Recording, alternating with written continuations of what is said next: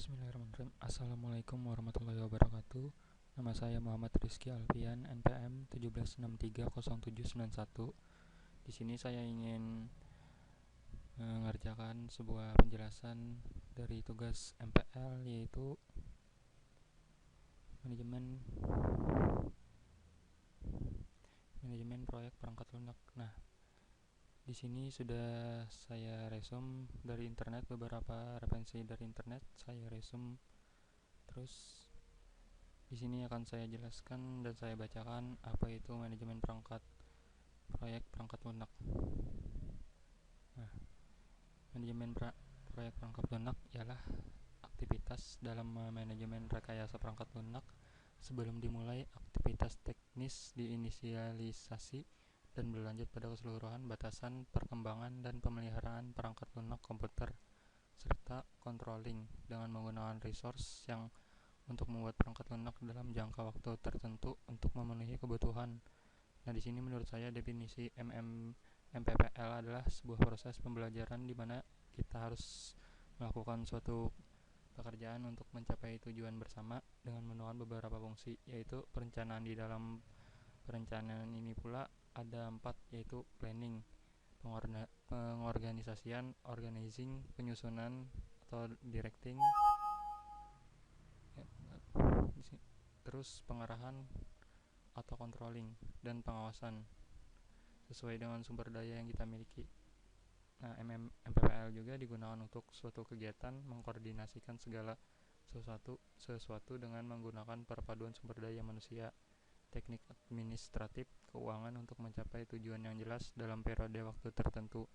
Tujuan adanya MPPL ini juga ialah untuk mempelajari penggunaan sumber daya dalam pengerjaan sesuatu agar dapat tercapai dan juga mengatur waktu penyelesaiannya.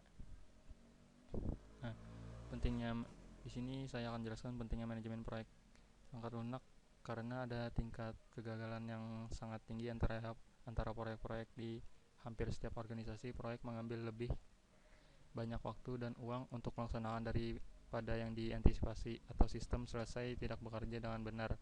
Ketika suatu proyek tersebut tidak memenuhi harapan atau biaya terlalu banyak untuk mengembangkan perusahaan, mungkin tidak menyadari manfaat dari investasi proyek mereka, dan sistem mungkin tidak dapat memecahkan masalah yang itu dimaksudkan. Pengembangan sistem baru harus hati-hati dikelola dan diatur, dan cara proyek dijalankan mungkin menjadi faktor yang paling penting yang mempengaruhi hasilnya. Itulah mengapa penting untuk memiliki beberapa pengetahuan yang tentang mengelola proyek dan alasan mengapa mereka berhasil atau gagal. Di sini ada manajemen proyek juga memiliki pengaruh penting, yaitu kualitas produk, pemilihan proyek, spesifikasi produk, kebutuhan performasi operasi, reaksi atau respon pemakaian. Nah, di sini waktu dan sumber daya untuk manajemen proyek perangkat lunak. Tujuan manajemen proyek perangkat lunak adalah untuk menyediakan sebuah kerangka kerja yang memungkinkan manajer membuat estimasi yang dapat dipertanggungjawabkan mengenai sumber daya, biaya, dan jadwal. Estimasi dibuat dengan sebuah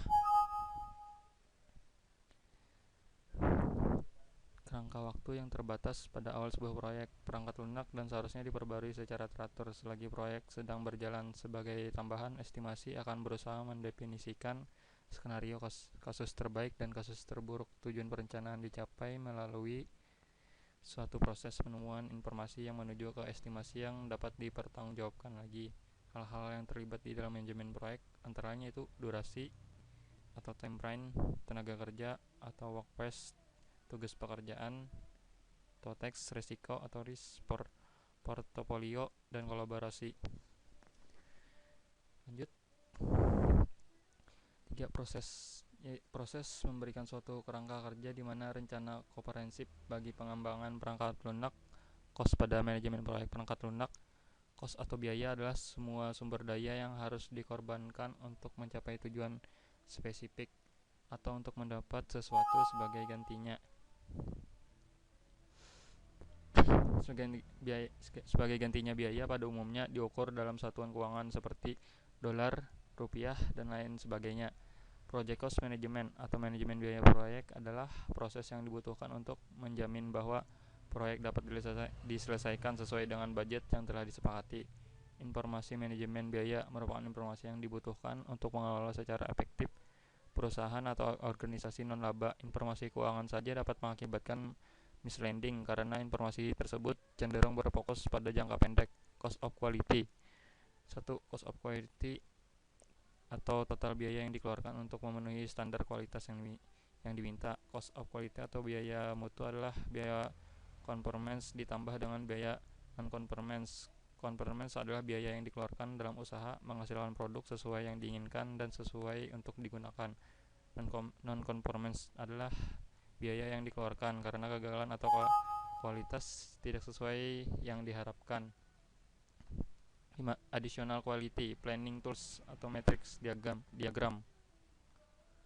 Nah, di sini ada 5 kategori biaya yang berkaitan dengan mutu, yaitu prevention cost, biaya perencanaan dan pengawasan pelaksanaan sehingga terbebas dari kesalahan atau masih dalam toleransi.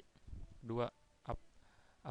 Appraisal cost, biaya proses evaluasi proses dan output untuk menjamin kualitas. Internal failure cost, biaya untuk memperbaiki kesalahan produk sebelum sampai konsumen. 4.